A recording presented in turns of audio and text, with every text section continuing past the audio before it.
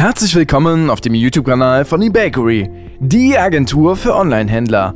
Warum TikTok eben nicht nur eine Teenie-App ist, sondern durchaus als Marketing-Plattform für Unternehmen gelten kann, das haben wir euch ja bereits in diesem Video hier gezeigt. Falls ihr das verpasst habt, ist der Link oben rechts.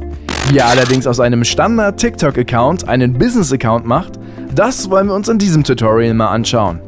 Dafür geht ihr auf euer Profil ins Einstellungsmenü, was ihr mit den 3 Punkten oben rechts bewerkstelligt, und auf Konto verwalten.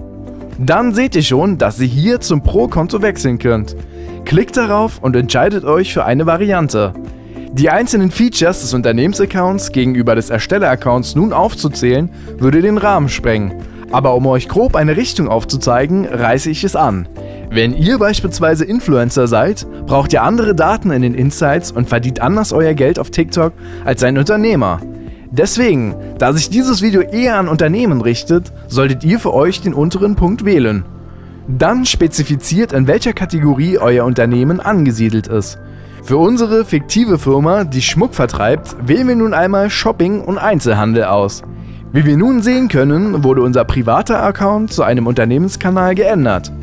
Eine Veränderung, die uns direkt aufgefallen ist: Wenn ihr wieder ins Einstellungsmenü geht, ist ein neuer Unterpunkt hinzugefügt worden, nämlich Unternehmen.